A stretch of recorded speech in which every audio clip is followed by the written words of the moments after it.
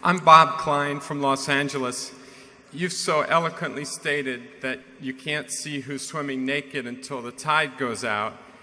Could you discuss the issue of trying to employ a rational decision-making process in investing or in business generally, as opposed to focusing on outcomes or results of just a few instances or over a short period of time?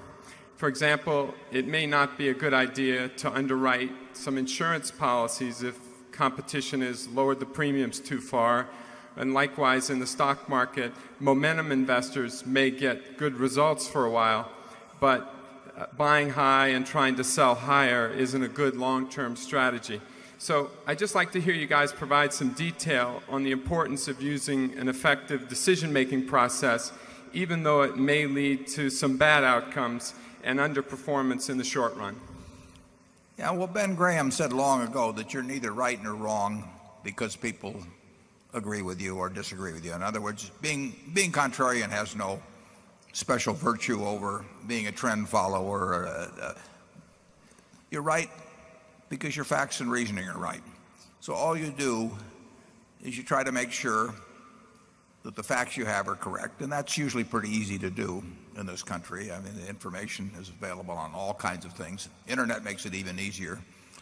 And then once you have the facts, you got to think through what they mean. And you don't take a public opinion survey. You don't pay attention to things that are unimportant. I mean, what you're looking for is things that are important and knowable.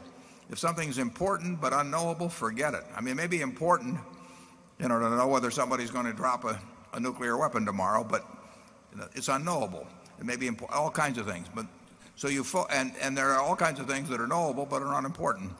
In focusing on business and investment decisions, you try to you narrow it down to the things that are knowable and important, and then you decide whether you have information of sufficient value that, compared to price and all that will cause you to act. What others are doing means nothing. It's like what Graham writes in chapter 8 of The Intelligent Investor, that the market is there to serve you and not to instruct you. That's of enormous importance. When people talk about momentum in stocks or charting or any kind of things like that, they're saying that the market is instructing you. The market doesn't instruct us. The market is there to serve us. If it does something silly, we get a chance to do something because it's doing something silly, we do it. But it doesn't tell us anything. It just tells us prices. And if the price is out of line with where the facts and reasoning lead you, then action is called for. And if it doesn't, you forget it and, go play bridge that day and the next day see whether there's something new. And the nice thing about it is there always is something new. I mentioned the LTCM crisis. We on Sunday from people that had portfolios that were in trouble. Now, I will tell you that if you can make a lot of money on Sunday, you may not get a chance very often, but any calls you get on Sunday, you're probably going to make money on. Things are really screwed up if you're getting calls on Sunday. And all you have to do is make sure that you're the callee and not the caller on Sunday. But if you get those calls, you get a call on a Sunday and somebody says that the off the run is trading 30 basis points away from the on the run, all you have to do is decide how you handle that particular piece of information, whether it's correct in the first place, but how you handle that piece of information, whether you can play out your hand. You never get in a position, obviously, where the other fellow can call your tune. You have to be able to play out your hand under all circumstances.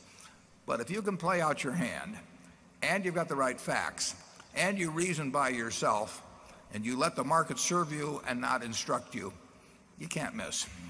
Charlie? Well, I would say some of you probably can miss.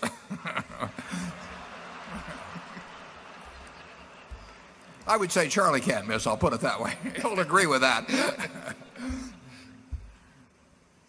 You have anything further to add on? Okay. At least I've got him off that previous subject. Number 11.